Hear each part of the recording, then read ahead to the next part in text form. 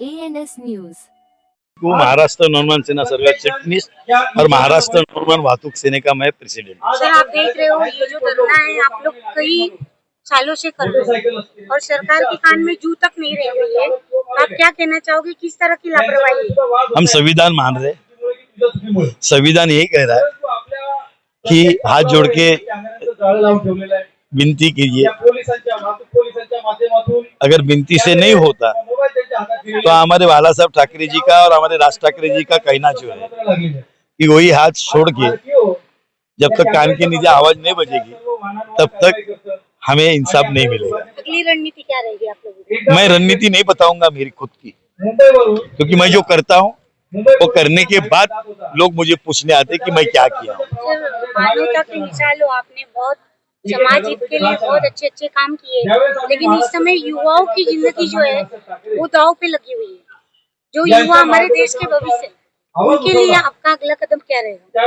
मैं युवाओं को यही कहूंगा कि मैं सरकार से भी यही कहूंगा कि आज पूरे देश में, पूरे महाराष्ट्र में अपनी युवा पीढ़ी एक नशे के दौर के ऊपर चल रही है।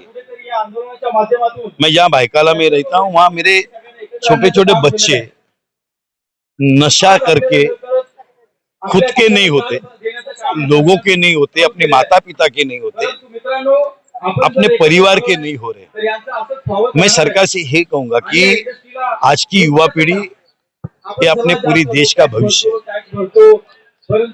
उनको अगर आप आज ही तक पता चला कि कई करोड़ का ड्रग्स एयरपोर्ट पे पकड़ा गया, यानी ड्रग वालों की इतनी हिम्मत हो रही है कि अपने एयरपोर्ट में खुले आम वो भेजने की कोशिश कर रहे, यानी उनको पता है कि हमारा माल बाहर जाएगा। इतने करोड़ रुपए का ड्रग्स भेजने की ताकत उनको कैसे हो रही है कि हमारी सरकार के लोग देख के भी अनदेखी कर रहे। शायद हमारे में से कई लोग उनको सपोर्ट करते होंगे, हमारे लोग उनको सहायता करते होंगे। मैं सरकार से यही कहूंगा कि हमारे देश का भवितव्य अगर करना है तो हमारे पीढ़ी को, हमारी युवा पीढ़ी को इससे दूर रखना है, उनको पढ़ाना है, उनको सिखाना है कि देश के लिए आज आप देख रहे कि पूरे ईस्ट वर्ल्ड में कैसे लोग इन दोनों ताकतों के बीच में उनका सफर चालू है। चलो एक ट्रांसपोर्ट के बारे में क्या कहेंगे आप? पूरे देश में चालान वगैरह दे दिया है, हर जगह उसने नाइंसाफी होती है, इसके बारे में मैं देखिए, मैंने आपको मेरा शायद सुना होगा कि हम लोग लोकशाही मानते, गांधी जी का भी सुनेंगे और हमें नेताजी सुभाष चंद्र बोस का ही सुनना पड़ेगा। गांधी जी कहते हाथ जोड़ के समझा दो, अगर नहीं समझते तो नेताजी सुभाष चंद्र बोस ने यह भी कहा है कि आम आदमी के लिए, उनके रक्षा के लिए तुम्हें खून भी देना पड़े तो देना पड़ेगा। इसके लिए सुभाष चंद्र बोस ने कहा था मुझे दो, मैं आपको आजादी दूंगा। ये दो रास्ते के ऊपर चलने वाले हम लोग हैं। निर्णय अभी तक कुछ निकला नहीं है, बहुत सारी मांगे हैं, लेकिन उसमें से हमारी 4 प्रमुख मांगे हैं। वो है ई चालान, जो गैर कायदे से ई चालान करते हैं, चालान जो करते हैं वो बंद हो। हम लोगों को पार्किंग व्यवस्था दी जाए, साधन सुविधा दिया जाए। तीसरा है जो बेवक्त कभी भी उठ छूट गुड्स व्हीकल्स या हेवी व्हीकल्स पे नो एंट्री की जो नियम लगाते हैं वो बंद हो। और चौथा है रेट्रोफिटमेंट, कहीं पर कोई गाड़ी का एक्सीडेंट हुआ, इलेक्ट्रिक गाड़ी है उसमें आग लग गई तो इनके नए नए नियम निकलते हैं, वो सब जो चलता आ रहा है, ये 4 जो प्रमुख हमारे डिमांड्स है वो इसमें से हम छुटकारा चाहते हैं। आया नहीं है, बस ये वही बात है, झूठे आश्वासन या झूठे नहीं या जो भी है, लोगों को आश्वासन दो, गाजर दिखाओ और भेज दो वापस। लेकिन इस बार हम वाहतूकदार बहुत परेशानी सहन करके यहाँ तक आए हैं और हम बहुत परेशान हैं। जो जिस तरह से हम लोगों पर ई चालान लगाया जाता है उससे हम सारे लोग बहुत परेशान हैं। आज मैं अगर 2000 रुपये का भाड़ा लेके यहाँ से वाशी जाता हूँ तो वाशी जाते जाते मेरे पे 4000 रुपये का चालान लग जाता है। तो इस बात से हम लोग बहुत परेशान हैं। ये जब तक बंद होगा नहीं तब तक हम लोग यहाँ से जाएंगे नहीं। क्या कहा? जो भी एक्शन होगा वो हमारी एक्शन कमेटी के सीनियर्स हैं वो जाहिर करेंगे। देखो, जैसे कि आपने सही कहा कि ई चालान बहुत गंभीर मुद्दा है। ये मुद्दा हम लगातार सरकार के पास लेके जा रहे हैं और सरकार ने पिछले 7-8 महीने इसके ऊपर संज्ञान लिया था।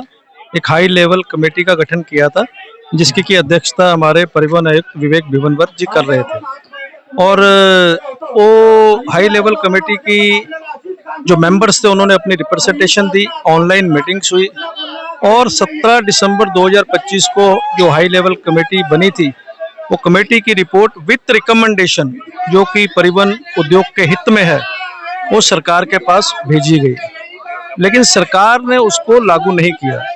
बार बार हम अपने परिवहन मंत्री से मिल रहे थे, उनसे गुजारिश कर रहे थे कि जो ई चालान की रिपोर्ट आई है उसके लागू करिए, लेकिन उन्होंने हमें बहुत हल्के में लिया, मैं कहूँ, या वो कोई व्यस्त होंगे क्या उसके ऊपर उन्होंने सीरियसनेस को समझा नहीं, उसको ध्यान लिया नहीं।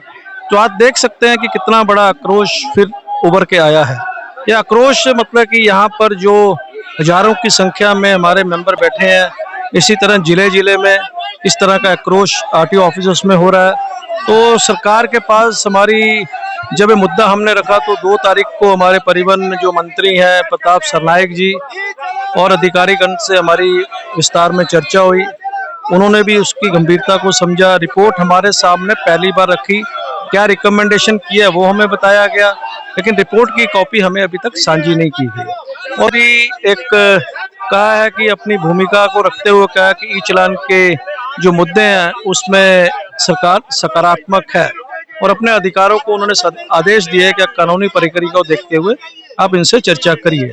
हमारे ट्रांसपोर्ट कमिश्नर से हुई तो एक उन्होंने हमें एक अपील की या एक संदेश जो हमारे माननीय मुख्यमंत्री देवेंद्र फडणवीस जी था कि बजट के कारण, क्योंकि मैं वित्त मंत्री हूं, बजट मुझे पेश करना है और मैं उसमें व्यस्त हूं, तो बजट या अधिवेशन के बाद में मैं आपसे मुलाकात करूंगा, आपकी जो भी समस्या है उसको सकारात्मक रूप से हम उसको हल करेंगे। और उसके बाद उन्होंने ये भी कहा है कि जियो पॉलिटिकल सिचुएशन जो पूरे मिडल ईस्ट में है और जिस तरह इकोनॉमिक ऑलरेडी प्रभावित हो चुकी है, हजारों की संख्या में कंटेनर नवाशिया में खड़े हैं, तो ये स्थिति को देखते हुए आप और कोई वैसे बोझ न डालें जहां पर कि देश को और प्रदेश को कोई नुकसान हो। लेकिन हमारी कुछ सहमति नहीं बनी, हमारे मेंबर उससे सहमत नहीं थे, तो हम उनकी जो अपील थी वो हमारे मेंबरों ने कहा कि हम उसके बारे में चर्चा करेंगे। आप देख सकते हैं कि 12 बजे से हजारों मेंबर यहाँ पर पहुंचे हैं, अपने अपने विचार रख रहे हैं, आक्रोश बहुत ज़्यादा है, लेकिन उसके बीच में हमारे माननीय उप मुख्यमंत्री जो परिवहन मंत्री है प्रताप सरनायक जी और उप मुख्यमंत्री है एकनाथ राव शिंदे जी, उनकी एक वीडियो मैसेज हमें आया है जिसमें उन्होंने कहा है कि मैं भी एक आम व्यक्ति हूं आपके जैसे, क्योंकि मैं भी परिवहन का काम करता था और मैं आपकी भावनाओं को समझता हूं, आपके मुद्दों को समझता हूं और मैं आपके साथ में हूं। वो सरकार आपकी है, जनता की सरकार है, आपकी सरकार है। हम क्योंकि हम व्यस्त हैं, कुछ कारणों करके हम आपसे ये जो मुलाकात नहीं कर पा रहे, लेकिन हम इसका सकारात्मक हल ढूंढेंगे।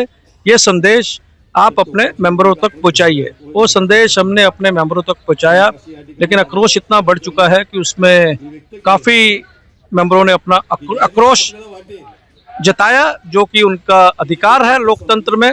लेकिन अब चर्चा इसमें हम जो संदेश हमारे पास और भी तरह के आए हैं उसको हम जो कोर कमेटी बैठ के उचित निर्णय जल्द लेगी। देखिए, अगर व्यक्तिगत रूप में मैं इसके ऊपर ज्यादा विस्तार में टिप्पणी नहीं करूंगा, लेकिन व्यक्तिगत मत रखूंगा क्योंकि ये कोर कमेटी के अधिकार हैं, उसमें मैं अपना जो मत रखूंगा उससे आप शेयर करता हूं कि मेरे अनुसार जो उन्होंने संदेश भेजा है वो कहीं ना कहीं पॉजिटिव है और जो मैं बॉडी लैंग्वेज मैंने मीटिंग में भी रीड की है, सरकार सकारात्मक लग रही है, क्योंकि मुख्यमंत्री साहब भी हम कई बार मिले हैं, वो हमेशा सकारात्मक नीति से ही कोई भी मुद्दों को देखते हैं। चाहिए प्रपोजल किया हो कमेटी की रिपोर्ट में? ये आंदोलन की जब शुरुआत हुई ना तो मुद्दे 50 थे, लेकिन हर समय हमारा एक अनुभव रहा है कि 50 मुद्दे जब हम सरकार के पास लेके जाते हैं तो उसमें से जो हमको महत्वपूर्ण मुद्दे हैं, जो पहले 1-2 मुद्दे होते हैं, वो मुद्दे बाजू में रख के सरकार बाकी के 49 मुद्दों पे बहस करती है और कुछ न कुछ देने की कोशिश करती है। मिलता क्या है, नहीं मिलता है, ये सब गुलदस्ते में है। लेकिन इस समय हम ये जो आंदोलन छेड़ा है, ये 8 महीने के बाद वापिस हमने आंदोलन छेड़ा है। एक आंदोलन हमने 8 महीने के पहले भी छेड़ा था। इस आंदोलन में हमारा सिर्फ एक ही मुद्दा है कि हमारे पिछले जितने भी चलन है जो कि नाजायज है, जो कि इनवैलिड और जिसका कायदे में प्रावधान नहीं है, ऐसे इंस्ट्रूमेंट से लिए गए हुए हैं और ये लिए गए हुए चलन भी इलीगल है।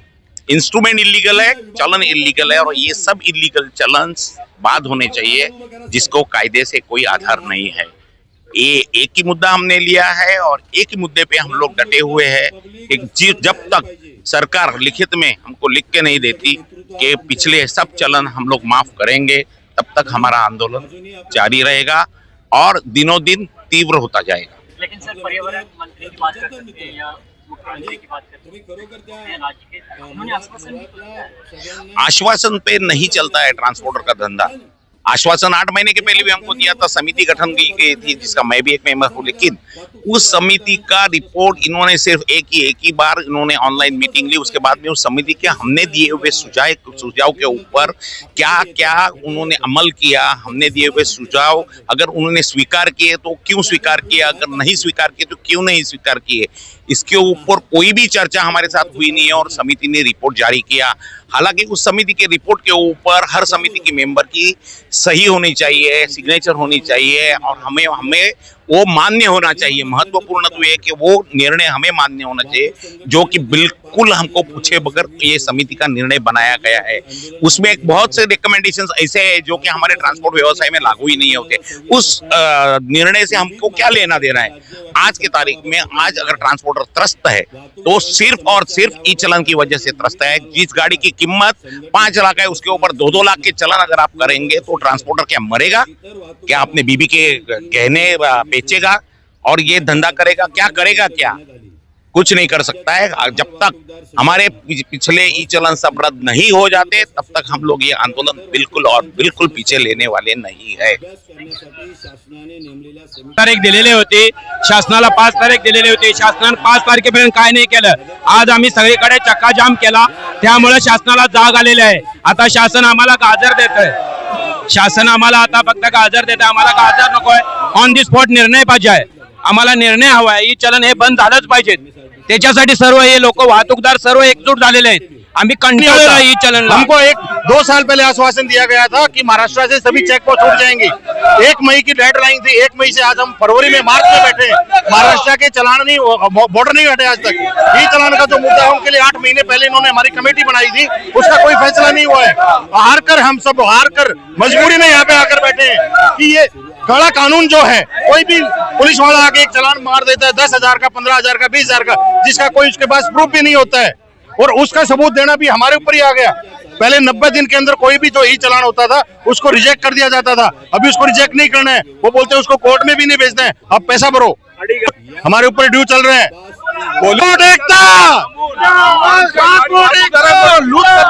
अक्षरशः पैसे नाही घेतले तर मग त्यांना वरचे पैसे द्या, चलन जर भरला नाही तर मग एक्स्ट्राच पैसे द्या आणि त्याच्याशिवाय ते बंद करत नाही।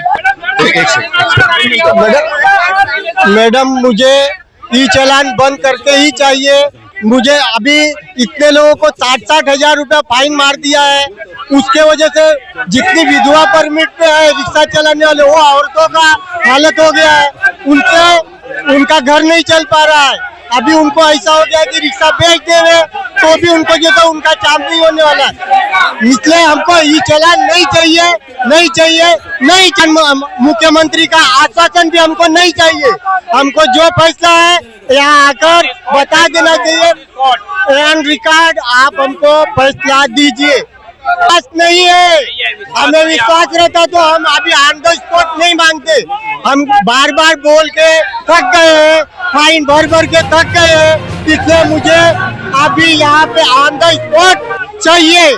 फैसला यहाँ पे चाहिए, जो भी करना है यहाँ करे, नहीं तो हम अपना ये मोर्चा खत्म नहीं करेंगे।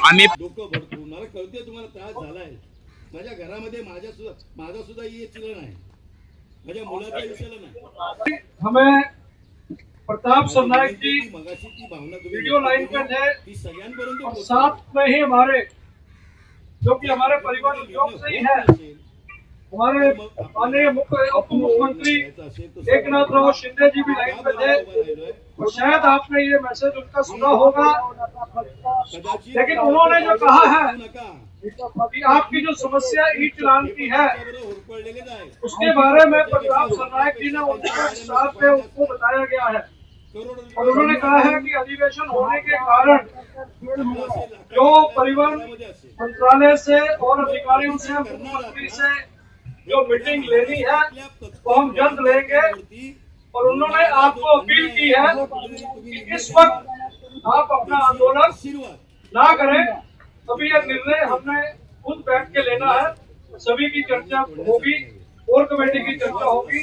एक बार मैं फिर बताना चाहूंगा कि हमारे deputy chief minister Eknath Shinde ji सभी वीडियो मैसेज के उन्होंने संदेश दिया है और स्पष्ट कहा है कि हम आपके साथ में हैं, आपकी तकलीफ हमारी तकलीफ है, आपको कोई त्रास होने नहीं देंगे और जो भी उसका समाधान है हम अभी जल्द ही निकालेंगे। जो भी अधिकारियों से हमने मीटिंग ये उनका वीडियो संदेश में पिछले 8 महीने पहले गवर्नमेंट ने एक कमेटी बनाई थी कि जो ई चलान का जो मुद्दा है हम उसके ऊपर आपकी कमेटी बना दिया गया है और उसका हम समाधान निकालेंगे। और पिछले 8 महीने से छोड़िए, अभी ट्रांसपोर्टरों के ऊपर 3,500 करोड़ चलान का पैसा बाकी है, ड्यू है। पहले गवर्नमेंट का एक गैजेट था जिसके अनुसार 90 दिन के बाद में कोई भी किया हुआ ई चलान अपने आप रद्द हो जाता था। अभी गवर्नमेंट बोलती है कि वो गैजेट हमने दोबारा निकाल दिया और अगर 90 दिन के अंदर आपने चलान नहीं भरा है तो आपके ऊपर वो फाइन के ऊपर भी रेट ऑफ इंटरेस्ट लगेगा, इंटरेस्ट लगा के आपसे डबल पैसा लिया जाएगा।